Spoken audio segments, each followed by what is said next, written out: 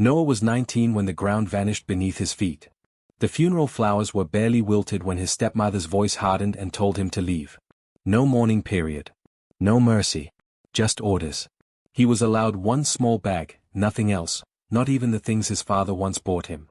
Outside, neighbors pretended not to see. Inside, doors slammed shut forever. The house had never felt warm, but now it felt hostile. His father's chair stood empty, silent, accusing. Noah's chest tightened as memories crashed together. How could love disappear so quickly? How could grief turn into exile? With nowhere to go, he walked until evening shadows stretched long across the road.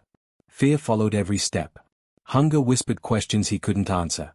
Still, something stubborn pushed him forward. His father's words echoed faintly, promises spoken years ago, half remembered yet powerful. As night fell, Noah realized this wasn't just abandonment. It was the beginning of something hidden, something unfinished. The world thought his story had ended. They were wrong. Far away, sealed by time and intention, a secret waited patiently, ready to change everything tomorrow. Morning found Noah cold, exhausted, and unsure where he belonged. He washed his face at a public sink and stared at his reflection, barely recognizing the frightened young man looking back. Pride told him not to beg, but survival argued louder. He knocked on doors offering help, carrying boxes, cleaning yards, anything. Most people shook their heads. Some looked through him entirely. By afternoon, he found temporary shelter with an elderly woman who believed kindness cost nothing. She listened without interrupting, offered soup, and asked no questions. Her quiet generosity steadied him. For the first time since the funeral, Noah slept. Days turned into routine. Work at dawn, rejection by noon, fatigue by night. Yet each refusal hardened his resolve. He learned which streets were safest, which smiles were false, and which words carried weight. One evening, while delivering groceries, he overheard two men arguing about property documents delayed after a sudden death. A familiar surname froze him in place. His heart raced. Could it be coincidence? That night, he barely slept. If his father left something behind, why had no one told him? And who was trying to keep it buried forever? Curiosity drove Noah to the city records office the next morning. The building smelled of dust and forgotten decisions. Clerks moved slowly, uninterested in stories like his. Still, persistence earned him a file. Inside were references to accounts, properties, and a sealed directive marked confidential. His father's handwriting stared back at him, steady and deliberate. Shock gave way to understanding. His father had anticipated conflict. He had planned carefully, knowing betrayal often followed loss. The documents hinted at conditions, safeguards, and a trustee appointed long ago. Noah's hands trembled as hope surged unexpectedly. Leaving the office, he felt watched. A car idled across the street longer than necessary. Coincidence? Maybe. But instincts sharpened by hardship warned him otherwise.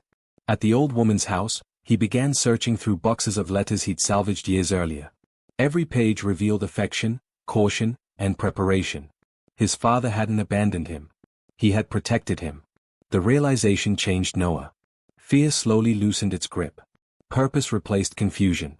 Yet danger crept closer with every discovery. If the truth surfaced, those who benefited from his silence would not remain calm. That night, a knock sounded at the door, heavy and deliberate. The knock echoed through the small house, sharp and demanding. Noah's pulse raced as the old woman peered through the window. Two men stood outside, polite smiles stretched thin. They asked questions about a boy matching Noah's description. She denied knowing him. The men lingered, then left, warning her gently. Afterward, Noah understood the stakes had risen. Someone wanted control, not closure. He packed his papers carefully and planned his next move. Running wasn't an option anymore. Hiding delayed the inevitable. He sought the trustee named in the documents, a retired lawyer living quietly outside the city. The meeting was tense. Proof was required. Trust had to be earned. Hours passed before the lawyer finally nodded, convinced. The will existed, protected by conditions triggered only when Noah reached adulthood. Assets were frozen intentionally. His stepmother's authority was temporary, limited, and now expiring. Relief mixed with dread. Claiming his inheritance would expose him fully. There would be confrontation. Lies would unravel publicly. Walking back through unfamiliar streets, Noah felt stronger yet vulnerable. This path promised justice but demanded courage. Tomorrow, papers would be filed, notices sent, and the truth would no longer remain quiet. Legal notices arrived swiftly. Noah's name appeared where it had been erased. His stepmother's reaction was immediate and furious.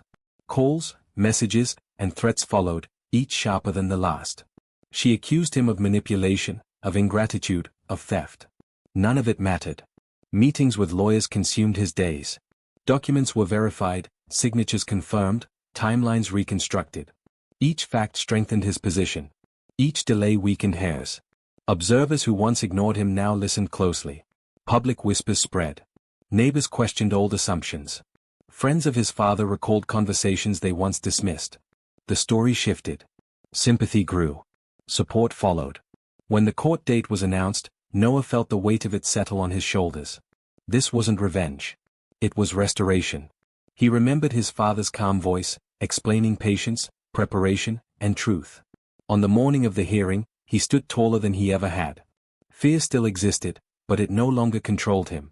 Inside the courtroom, eyes followed his every movement. His stepmother avoided his gaze, confidence cracking. The judge entered. Silence fell.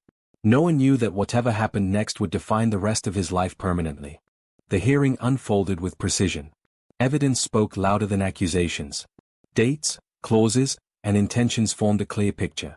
Noah listened as his father's foresight was explained in careful detail.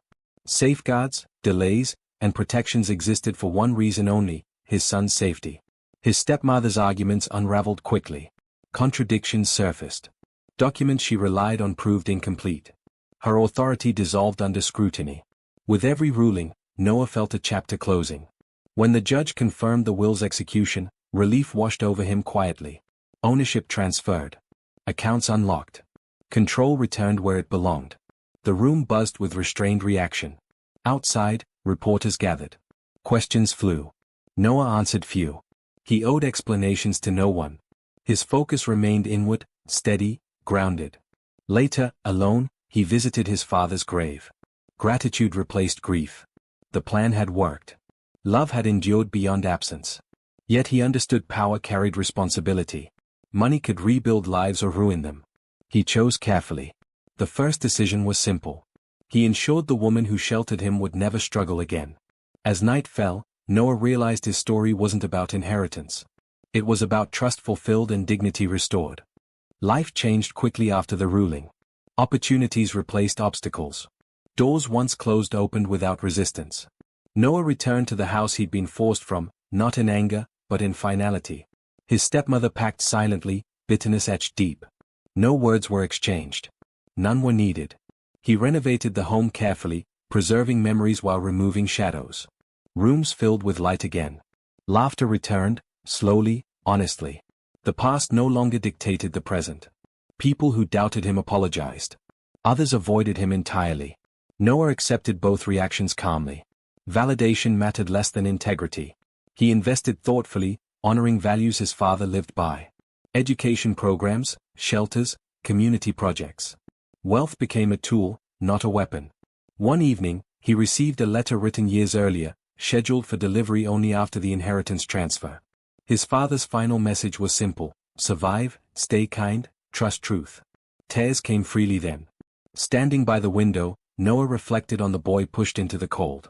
That version of him still existed, reminding him where strength began. Tomorrow promised challenges, but he was ready. Karma had turned, not through cruelty, but through patience and preparation. Years later, Noah's story was told quietly, without embellishment.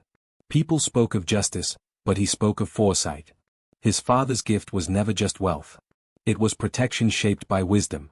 He often visited the elderly woman who once opened her door without hesitation. Their bond remained unbroken. Gratitude never faded. Kindness, he learned, multiplies when remembered. The house stood as a symbol, not of victory, but survival. Noah filled it with purpose.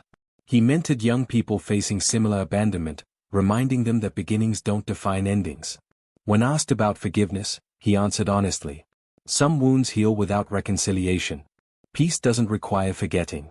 At night, he read his father's letters again, not out of sadness, but strength. Every word reinforced the lesson that love prepares, even for absence. The world had tried to reduce him to nothing. It failed. Through loss, endurance, and truth, Noah reclaimed his future. His journey proved one thing clearly: Those who plan with love leave more than possessions behind. They leave direction. And somewhere beyond reach, a father's faith stood validated, watching as his son built a life worthy of the sacrifice made long ago.